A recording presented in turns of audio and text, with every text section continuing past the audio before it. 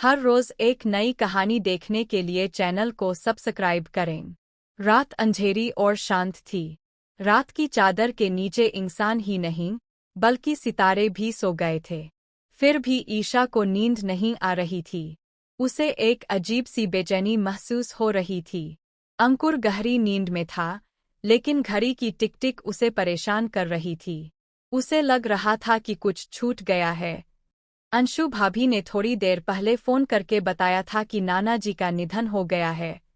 उनके जाने से ऐसा लग रहा था कि मायके से जुड़ने वाला आखिरी धागा भी टूट गया है। ईशा के लिए उसका मायका हमेशा से ही गहरे स्नेह का स्थान रहा है। यह एक ऐसी जगह थी जहां लोग उसकी मां को उसके नाम से जानते थे, न कि सिर्फ राम गोपाल जी की बहू, रमेश की पत्नी या ईशा की मां के नाम से। वह वहां सिर्फ कमल थी। उस जगह लोग उसकी मां के आने का बेसब्री से इंतजार करते थे और उनके जाने से उनके ऊपर दुख के बादल छा गए। जब भी उसकी मां आती थी तो उसका चेहरा खुशी से चमक उठता था, लेकिन यह एहसास होते ही वह जल्दी ही फीका पड़ जाता था कि वह सिर्फ अपने लोगों के लिए ही नहीं, बल्कि शहर के लिए भी एक बाहरी व्यक्ति बन गई है। ईशा इस बात को लेकर गहराई से सोच रही थी कि समय के साथ उसकी मां की पहचान कैसे बदल गई। उसकी मां, जिसका कभी उसके मायके में गर्मजोशी से स्वागत किया जाता था, अब उसे एक बाहरी व्यक्ति की तरह महसूस होने लगी थी। ईशा सोचती थी कि कैसे उनकी मां के गुजर जाने के बाद नानाजी ने उसका और उसके भाई का ख्याल रखा था। कैंसर की वजह से उसकी मां को बहुत तकलीफ हुई थी और हर कीमोथेरेपी सेशन के बाद और भी निराशा होती थी। डॉक्टरों के आश्वासन के बावजूद उसकी मां जानती थी कि सब कुछ ठीक नहीं है। ईशा के पिता हमेशा उनके लिए मुस्कुराते हुए एक बहादुर चेहरा बनाए रखने की कोशिश करते थे और कहते थे कि सब ठीक हो जाएगा, लेकिन उसकी मां उनके माथे पर चिंता की लकीरें पड़ सकती थी। आज ईशा को एहसास हुआ कि उसके पिता के लिए यह कितना मुश्किल रहा होगा। उसकी मां ने बहुत दर्द सहा, लेकिन वह उनके चेहरों पर खुशी के कुछ पल लाने के लिए मुस्कुराई।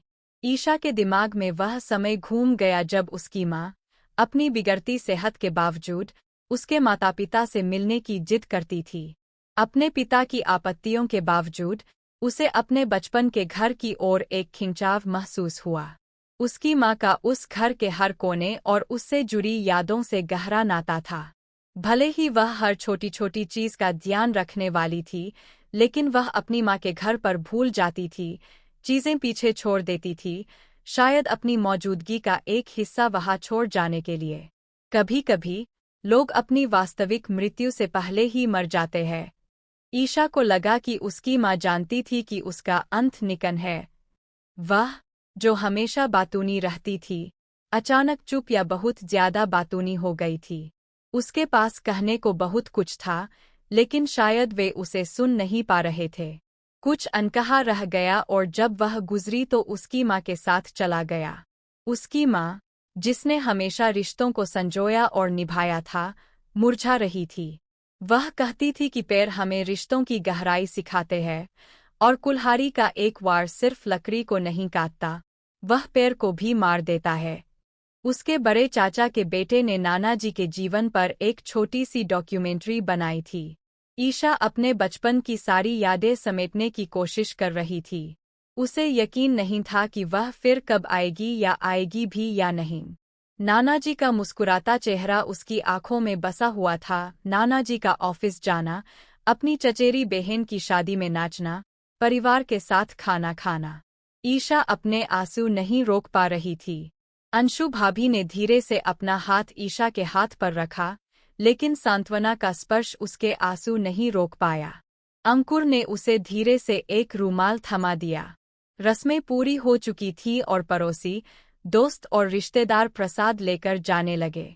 अंकुर ने ईशा को इशारा किया कि अगर उन्हें रात तक घर पहुंचना है तो जल्दी चले जाना चाहिए। रुकने की कोई वजह नहीं थी और उन्हें रोकने वाला भी कोई नहीं था। जो उन्हें रोकते, वे पहले ही इस दुनिया से जा चुके थे। ईशा ने सभी से अनुमति मांगी। मामी जी ने उनके माथे पर टीका लगाया और उनके लिए प्रसाद पैक किया। ईशा ने घर पर एक आखिरी नज़र डाली। वह अपने साथ सब कुछ ले जाना चाहती थी, शायद रिश्ते, घर या शायद शहर। सब कुछ छूटा हुआ लग रहा था। गाड़ी धूल उड़ाती हुई आगे बढ़ गई। यात्रा के दौरान ईशा ने किसी से बात नहीं की, लेकिन अंशु उसके चेहरे को पढ़ने की कोशिश कर रही थी। छोटी होने के बावजूद अंशु को दुनिया की अच्छी समझ थी। उसे लग रहा था कि ईशा को कुछ परेशान कर रहा है। वे सड़क किनारे एक रेस्टोरेंट में रुके। ईशा भारी कदमों से एक कुर्सी की ओर बढ़ी, लेकिन अंशु ने उसका हाथ पकड़कर रोक दिया। दीदी, क्या मैं कुछ कह सकती हूँ? हाँ, बोलो। नानाजी के जाने से हमारे जीवन में एक खालीपन आ गया है, लेकिन इस दुनिया में आने वाले हर व्यक्ति को एक दिन जाना ही पड़ता है। नानाजी ने अपनी सारी जिम्मेदारियां निभाईं। मुझे लगा कि तुम्हारे आंसू सिर्फ नानाजी के जाने की वजह से नहीं थे। कुछ और भी है जो तुम्हें परेशान कर रहा है।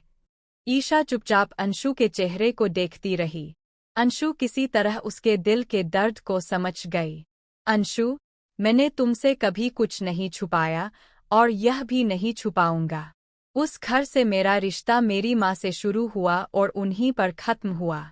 आज जब डॉक्यूमेंट्री दिखाई गई, तो उसमें मेरे माता पिता को छोड़कर सभी की तस्वीरें थीं।